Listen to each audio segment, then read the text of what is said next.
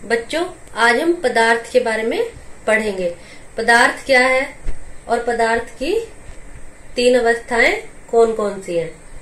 तो यहाँ पे शुरू कर रहे हैं हम इस प्रश्न का उत्तर कि पदार्थ क्या है। पदार्थ हमारे आसपास की सभी वस्तुएं जिनमें भार होता है, जो स्थान घेरती हैं और जिसका ज्ञानेंद्रियों द्वारा एहसास किया जा सकता है, पदार्थ कहलाती हैं। उदाहरण के तौर पे मैं ये पेन ले लेती हूँ।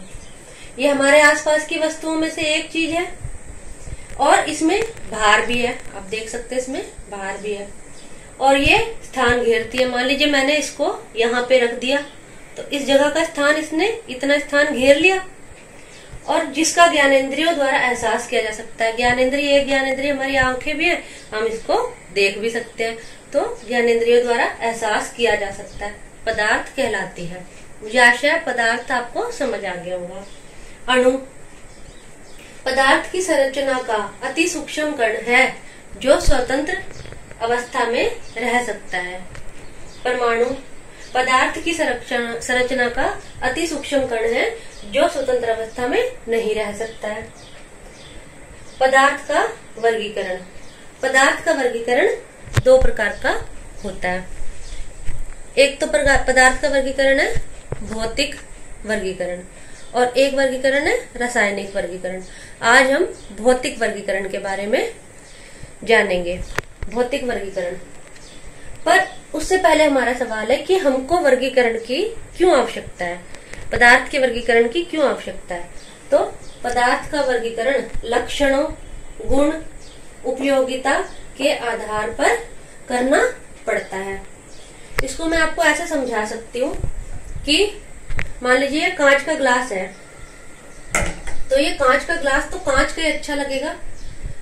अगर हम किसी और पदार्थ का बनाएंगे, जैसे मान लीजिए लोहे का बना ले, तो कैसा लगेगा, थोड़ा अटपटा लगेगा।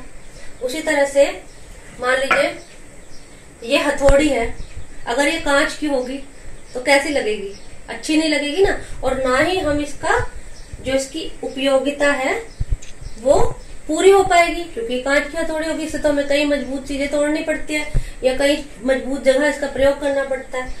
और सोचो अगर गुब्बारा लोहे का हो जाए तो कैसा लगेगा, अच्छा नहीं लगेगा ना। तो इसलिए हमें पदार्थ का वर्गीकरण करना पड़ता है। तो पदार्थ का वर्गीकरण लक्षणों, गुण, उपयोगिता के आधार पर करना पड़ता है। और भौतिक वर्गीकरण में पदार्थ के तीन अवस्थाएं होती हैं, ठोस अवस्था, द्रव अवस्था, गैस अवस्था। तो ठोस अवस्था में अणु अत्यंत पास पास होते हैं और अंतराण्विक स्थान कम होता है। अणु बहुत पास पास होते हैं और अंतराण्विक स्थान बहुत कम होता है।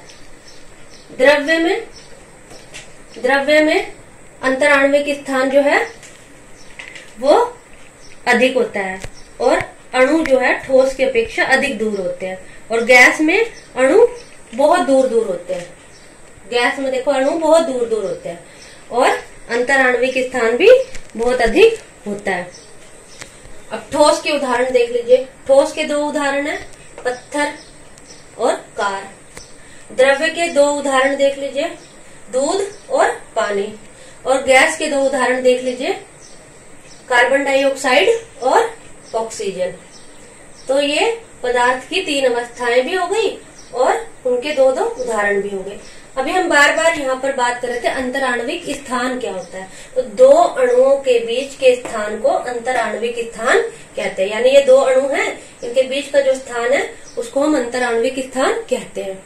तो हमें इस टॉपिक में आज पता चला पदार्थ किसे कहते हैं, पदार्थ की कितनी अवस्थाएं होती हैं, पदार्थ के वर्गीकरण की क्यों आवश्यकता है और अणु किसे कहते हैं,